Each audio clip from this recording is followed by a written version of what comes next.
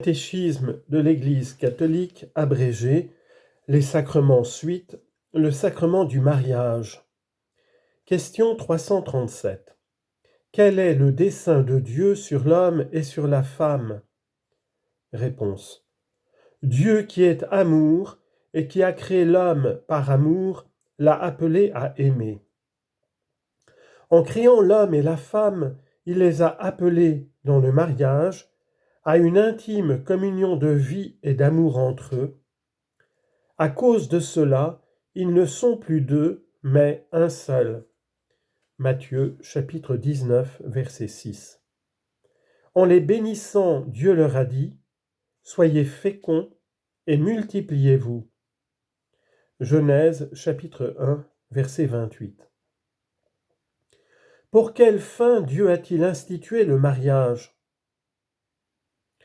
L'union matrimoniale de l'homme et de la femme, fondée et structurée par les lois du Créateur, est ordonnée par nature à la communion et au bien des conjoints, à la génération et à l'éducation des enfants.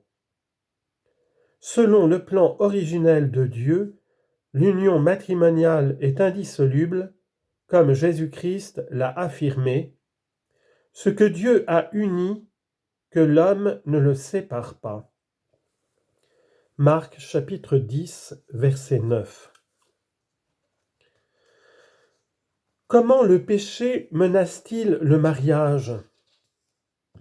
À cause du premier péché, qui a causé aussi la rupture de la communion donnée par le Créateur entre l'homme et la femme, l'union matrimoniale est très souvent menacée par la discorde et l'infidélité.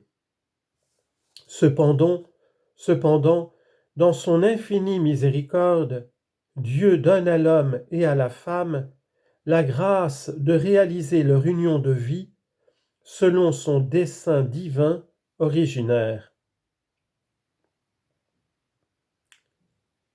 Qu'enseigne l'Ancien Testament sur le mariage?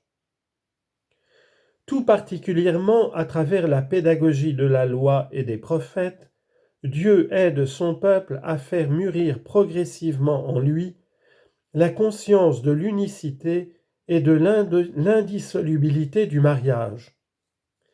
L'alliance nuptiale de Dieu avec Israël prépare et préfigure l'alliance nouvelle accomplie par le Fils de Dieu, Jésus-Christ, avec l'Église, son épouse. Quelle est la nouveauté apportée au mariage par le Christ?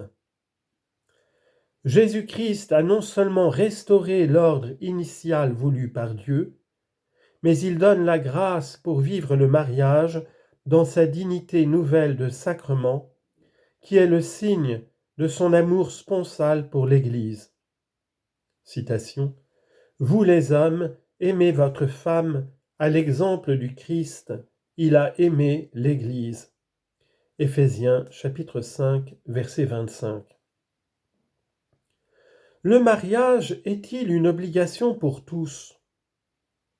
Le mariage n'est pas une obligation pour tous.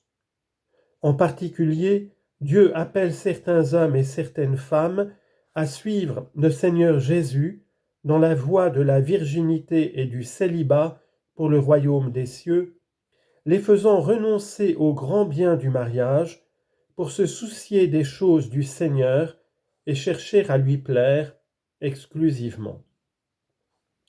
Ainsi, ils deviennent le signe de la primauté absolue de l'amour du Christ et de l'ardente attente de sa venue glorieuse. Comment se célèbre le sacrement du mariage? Puisque le mariage établit les conjoints dans un état public de vie dans l'Église, sa célébration liturgique est publique en présence du prêtre ou du témoin qualifié de l'Église et des autres témoins.